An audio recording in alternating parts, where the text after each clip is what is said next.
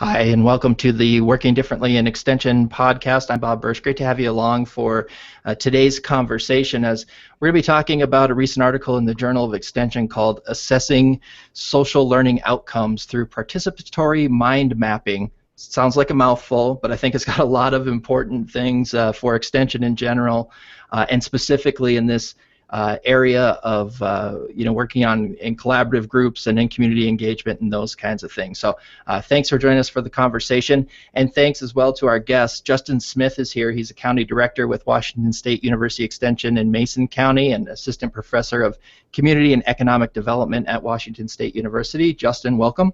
Thank you. Bryce DuBois has joined us. Bryce is an extension associate with the Civic Ecology Lab in the Department of Natural Resources at Cornell University. Bryce, welcome to the podcast. Thanks for having me. And Jason Corwin is here as well. Jason's the Executive Director for the Seneca Media and Communications Center with the Seneca Nation of Indians. He's also visiting faculty on with the Emerging Indigenous Leaders Institute at the Pyramid Lake Paiute Reservation in New York. Jason, thanks for joining us. All right, glad to be here. And that's in Nevada, actually. Oh, I'm sorry. They maybe put that wrong somewhere, but so Jason's joining us from Nevada. Thanks for clearing that up. I'm in New York, but the Emerging Indigenous Leaders Institute. Oh, it's in Nevada. Very okay. There we go. Now we have our geography straight, where we know where everybody is and where the organizations are.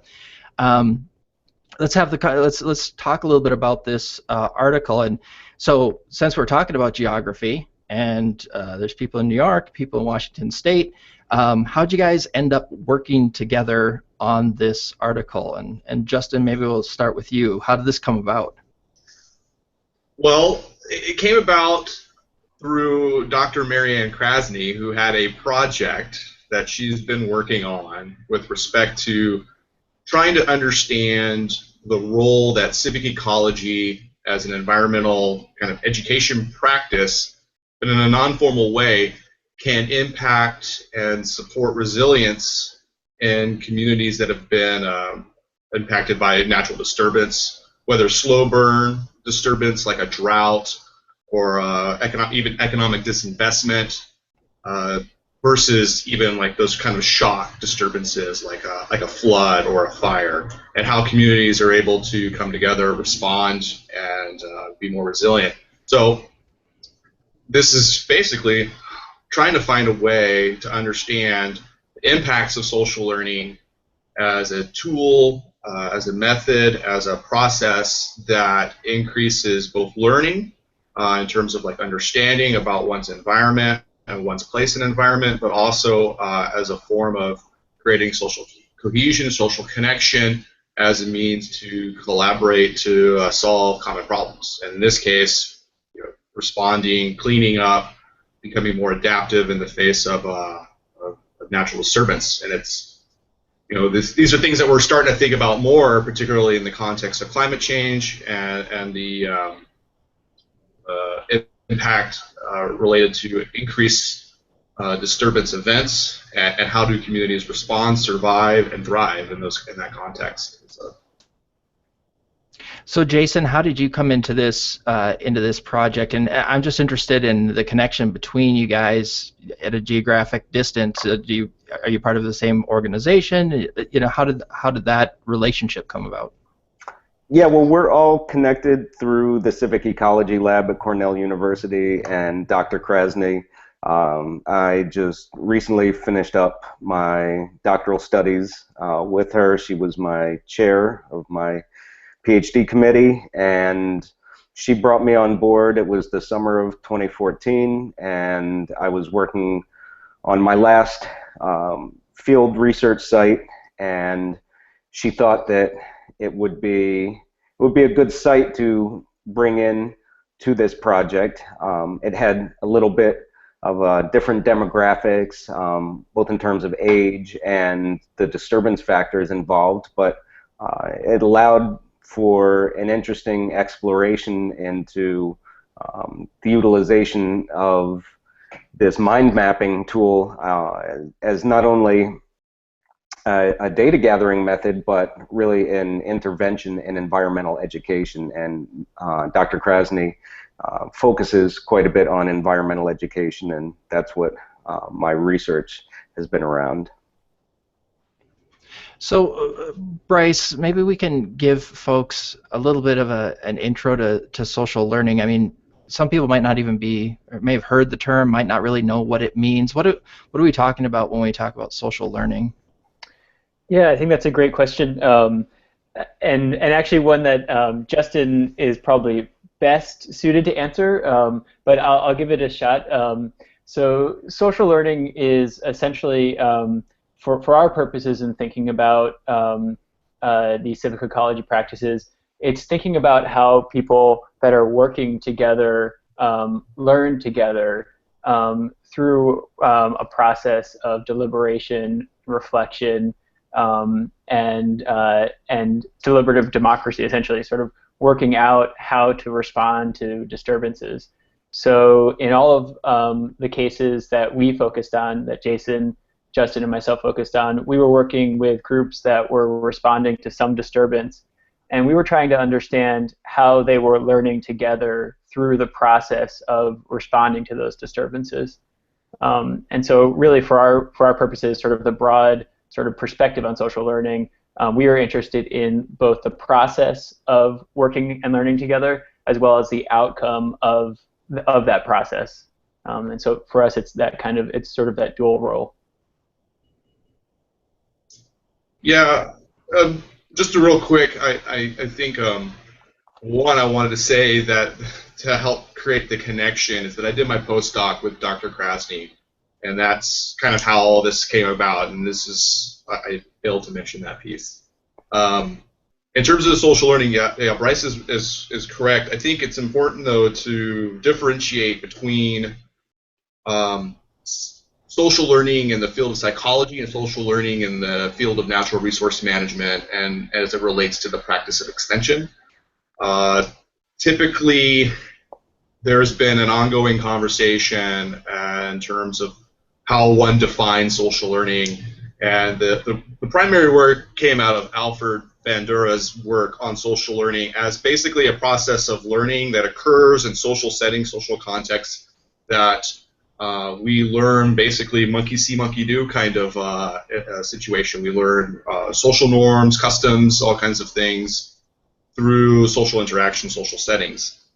The social learning as itself has been, in the context of natural resource management, has been adopted as a way to understand and think about interventions that provide opportunity for disparate groups to come together and create a common framework of understanding to facilitate action and problem solving. So it's been a lot in terms of like water resource management, how people frame problems and issues and how they come together through a process of discourse and action that results in a common frame for policy change or action in terms of perhaps maybe farmers and city planners adopt a new water saving strategy, or it could be any number of things, but it really is about this process of coming together and creating a common framework for action. And so that's kind of like the baseline that we went for. In terms of the literature, there's been a lot of thought and discussion about, like Bryce mentioned, process. So there's been this emphasis on process, right? Social learning as process. And then there's also this piece on social learning as learning outcomes. And there's been a lot of difficulty in terms of operationalizing social learning as a tool for understanding both process and outcome. And so there's been this tendency to emphasize the process, and a lot of academics, a lot of researchers like, so what is the outcome? Is that really learning? Is it just process? So there's been a lot of like problems around definitions and how do we really capture this, and is it useful? And for us, it was really about like we need both. We need to be able to have both, because process is important, but then the outcome is also important. As we see it as an iterative process that's constantly in a in a loop, so to speak, where we would hope we're improving learning through this process and learning outcomes, right? So we're constantly becoming smarter, more adaptive, more responsive. So Jason, in the way that it's being applied in your guys' work, is social learning, how is it different than collaboration? Is social learning happen within collaboration? I'm just interested in sort of the role of actual outcomes action in this. Is that a critical part to what you guys would call social learning? It is, like Justin was saying, it's definitely a key part. For myself and the work that I do, I'm very much interested in sort of more of the psychological and the psychology and philosophy of education angle. I'm a hands-on practitioner in environmental education for about the last 10 years, and I've worked in strictly non-formal sort of after-school environments, working with young people ages 8 to early 20s, and for me, the social learning framework has been very valuable in looking at collaboration within a group where we're striving to have egalitarian learning processes where everyone is a student and everyone is a teacher and everyone has something valuable to bring to the table. These are the kind of approaches that interest me. So, and the outcomes are beyond strictly ecosystem level, policy level. There are also outcomes that are at the individual and the group level where people feel empowered to find their voice, to see that they have something valuable to contribute to a group. And I just think it makes for, especially for groups of people who may feel marginalized or distanced from traditional learning scenarios, that they find that they really do feel comfortable with being involved in an educational process. Yeah, I would just add, in my work, I think this had some really important implications for the kinds of things that I think about. So my work is primarily on the coast in New York, in Rockaway Beach, in southern Queens, and they're trying to figure out, the community is trying to understand how to think about their beach and sort of what people's relationships are with the beach.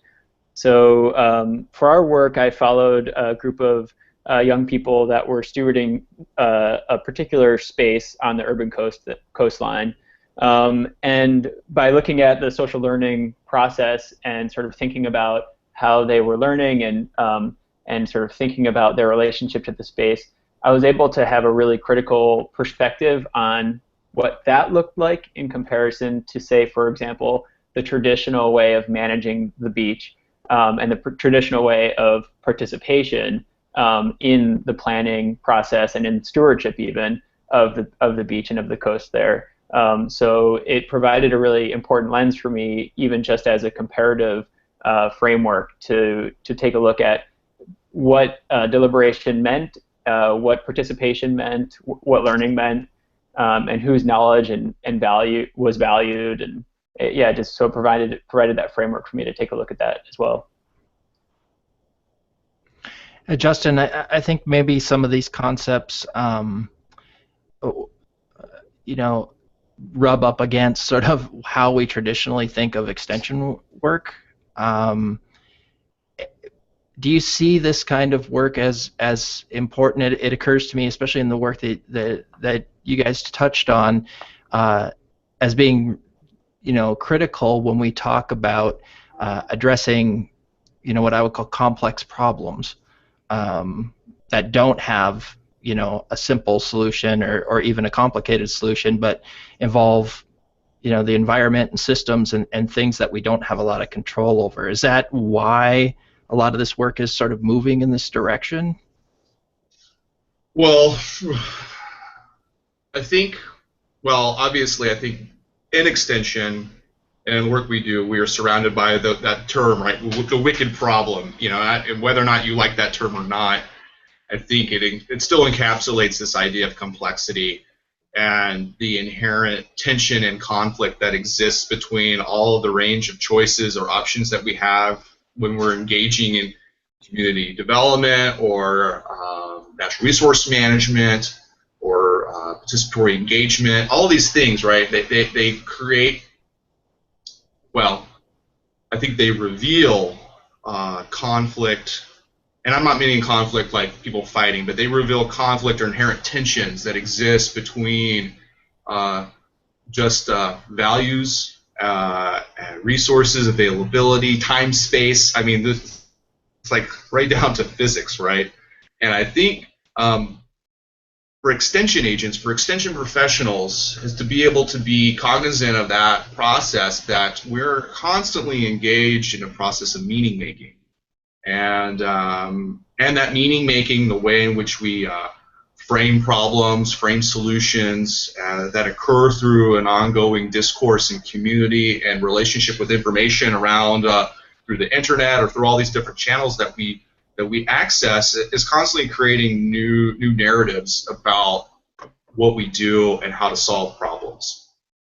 And I think in the context of social learning, and understanding that it is an iterative, ongoing kind of process that occurs within social settings, between people, and between people and information, between people and power, power structures, that we are hopefully facilitating this continuous process of learning and meaning making and negotiation of what's important in a community, to where we're able to be successful in letting communities define their own kind of trajectory and to be responsive and smart about how they're going to respond to climate change, how they're going to respond to economic disinvestment, how are they going to maintain or protect natural resources that not only are an economic foundation, but also a foundation for a sense of place, for a sense of well-being and quality of life. So there's all these other kind of like pieces, right, that come together to formulate a larger vision. But I think for us, it's like I can't go into a community and tell you what is important.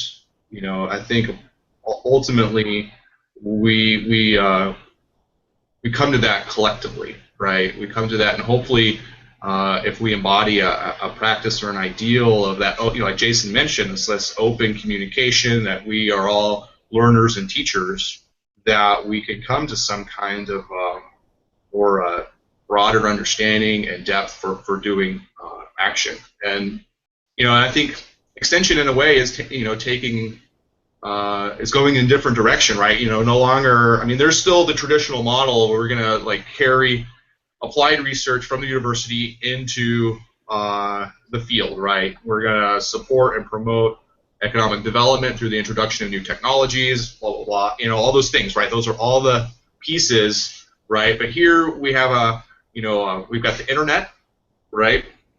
A lot of the knowledge and education that we need to be able to solve problems is like Google, and so I think the value-added piece, right, for extension agents and extension professionals and faculty is to be able to facilitate that learning process in a way that makes sense within the specific context of the community and region, and where because I mean all that stuff's out there, and I think I don't know. This is a kind of long-winded response to probably a relatively easy question, but.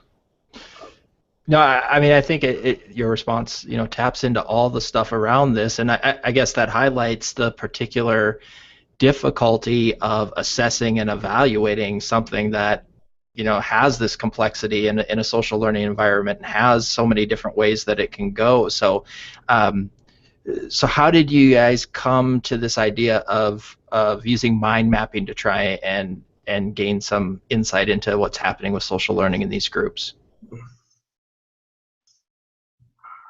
How did we come about that? Through a dartboard or something? I'm trying to think. I don't know why. I thought of mind mapping because we had a specific kind of concept or theme, right, in each location where it was either a flood or food insecurity or hurricane. And I think in the context of youth, and adults too, I mean, but in the context that we were working with youth, and I think we thought that they would have their own kind of perspective, right? And I looked at mind mapping as a kind of a way to capture these kind of interrelated frames, and a lot of the work that informed this was like Lakoff's idea of that, we were metaphor, meaning-making beings that use metaphor, we use frames. So there's Irving Goffman's idea that that there's, we use frames to make sense of our world, mental shortcuts to make sense of complex information, and oftentimes these frames are interrelated, right? And so I wanted to be able to like capture that in a relatively easy way, and I had some background in some concept mapping and mind mapping before, and it just seemed like a potentially useful way to, one, engage people to do something rather than just doing a survey, and a survey actually is not really good at showing the relationships between concepts or frames, and that's what we were really looking at, is like this, how does this shift? Does it shift? Do new ideas, new concepts emerge? And we could have done like write your own little essay, right? But then you have the time, right, to go in and code that essay and extract data in a way, and then communicate. For us, it would have been, well, does that really make sense in a relationship? It may not be clear that there, especially if you're working with youth, that there's a clear relationship between concept X, concept Y, and so on and so forth. And this was an easy way, or easier way for us to, I think, get at that with, where the participant actually makes clear and explicit those relationships. Another part of this, Jason, was not just individual mapping, but group mapping, and that's integral to the assessment of the mind maps, if I read your guys' article right. Yeah, and in the context of the group of young people that I was working with, who were the youngest group of people, that proved to be a great opportunity for education to happen. So there were two components that we were looking at with these mind maps, both the local disturbance issue and then also the issue of climate change. And with my group of kids who were 8 to 12 years old, they'd heard a little bit on the news. It was a word that was in their awareness, but there wasn't a whole lot of information that they had yet about it. So the opportunity to work on it in a group and identify the various components and have a group discussion about it, what I found was it was a tremendous tool for group learning, and we had gone into it hoping to say, okay, let's identify what sort of complex connectivity they're conceptualizing on these issues, and since they were almost a blank slate, it was for my site, it became very important as an educational tool. So, Bryce, let's talk about the actual assessment then. So you have these mind maps. You guys did them pre and post. So you've got an individual and group pre and an individual and group post. What do we do with those then? Hang them all up, wallpaper your office, right? Yeah, well, that's true. I mean, I think that one of the things that the mind maps provide, especially with the group maps, is that they provide a really beautiful visual. I mean, that's one of the realities of it, is that right away you can see, without having to communicate anything, you can recognize complexity in a map. You can recognize simplicity. You can see how just just by looking at a pre and a post group map, you can visually see the difference. So without reading any of the words, you can have that experience. And so it's a great tool for presentations because it is so visual. But it also provides a lot of opportunity to look at the language in a number of different ways. So look at the context of those maps in a lot of different ways. So for our purposes, we were interested in basically 3 different ways of counting and accounting for the changes in the group maps and in the maps themselves. So that was these concepts of elevation, alteration, and alignment. We don't necessarily have to go into talking about all of the nitty-gritty there. Essentially what we did was we took all of the words that are on the concept map and by using a social network analysis inspired way of setting up an Excel spreadsheet that we talk a bit about in the article, we were able to count just the number of subconcepts, the number of the tangents, so the number of concepts that are within each of those subconcepts, and we were also able to look at the words that they actually used in the maps. And so this is the concept of alteration. So we were able to just read the maps and take a look at the individual language that they used and code for the changes in those maps using the actual language that they used. The last thing that we did is a concept called alignment. We were able to do because we had the individual maps, and we had the group maps. And in that, essentially what we were trying to do was to look across all of the individual maps at the qualitative aspects of their maps, so the concepts that they were using, as well as the quantitative aspects, so the changes in their maps. We wanted to look at those and see how that related to the group maps. So see how were participants relating as individuals to the larger group maps, and we wanted to try to understand what that relationship looked like. So quantitatively, we were measuring the number of related concepts that they used in their individual maps as to related to the group maps, and we were also trying to qualitatively understand in what way were participants using similar language or different language to the group maps. So there's a lot that you can do with the group maps and the individual maps. As you can tell, it's a bit complex, and we spent a lot of time thinking about how to set up Excel spreadsheets and compare and what kinds of software to use.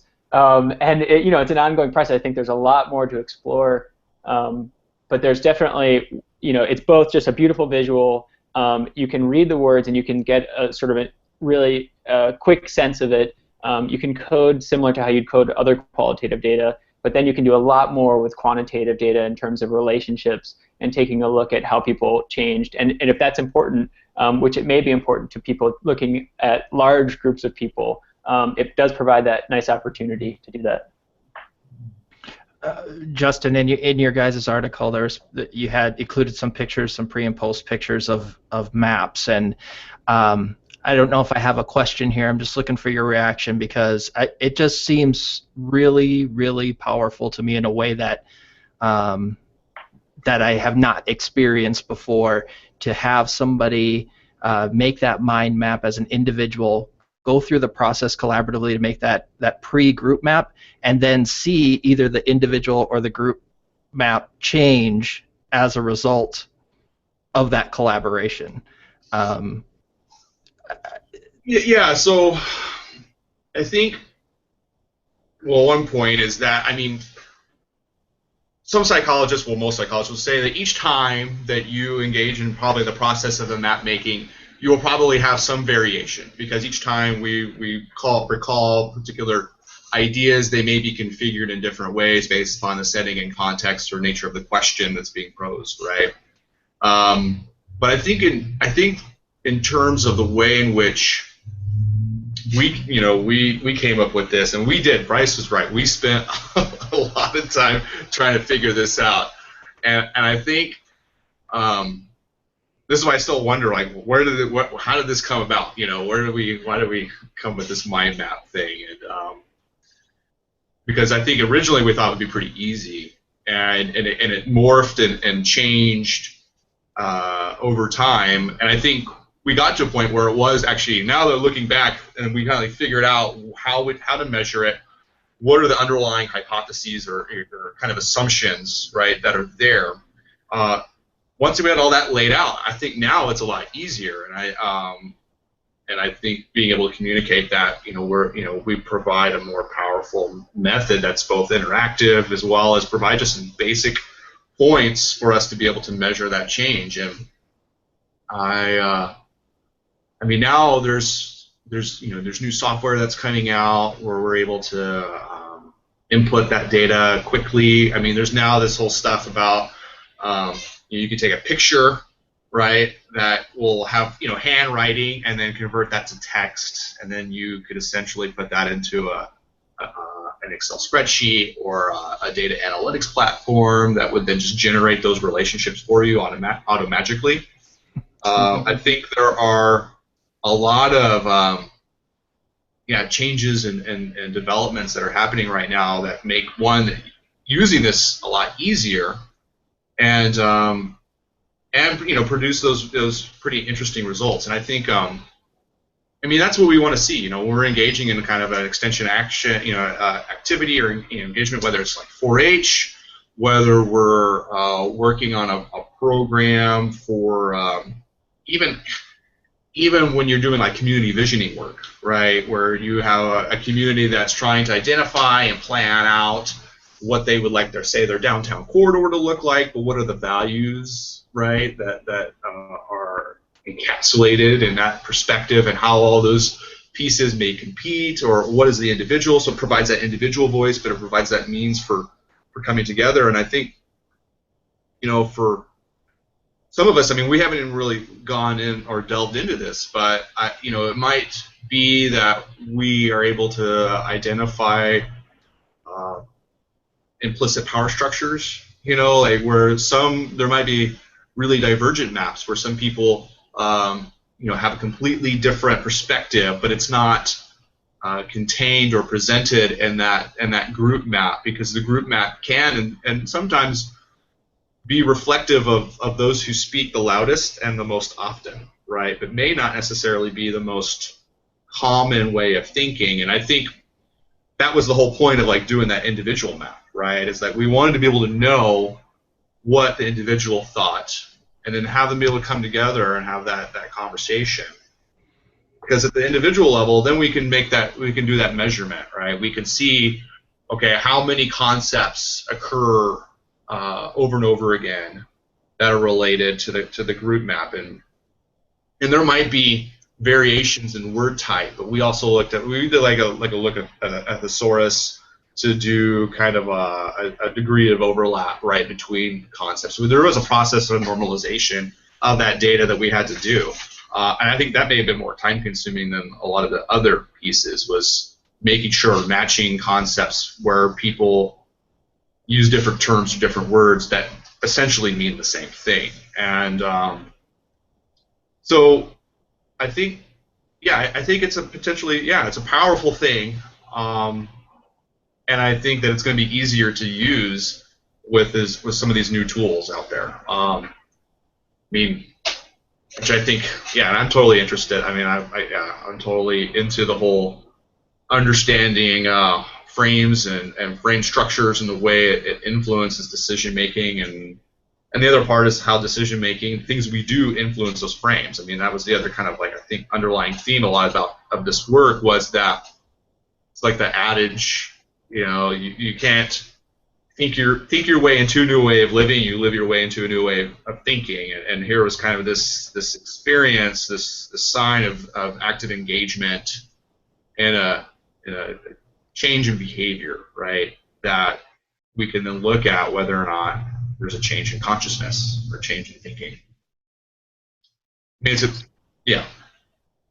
Well, I want to thank you guys for your work and your article. I think this is an important conversation for cooperative extension in so many levels, from the social learning to some of the power structures and frames and things that might be affecting our work that we're not always super aware of. So the more we talk about it, I think the better we'll get at that kind of stuff. So thanks again for joining us on the podcast. Justin Smith, Bryce DuBois, Jason Corwin.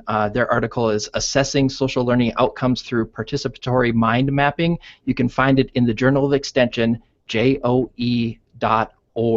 And you can find out more about the Working Differently in Extension podcast. Find us on SoundCloud, soundcloud.com/workingdifferently. Show notes at bobbirch.com. Thanks again for joining us. We'll talk to you soon.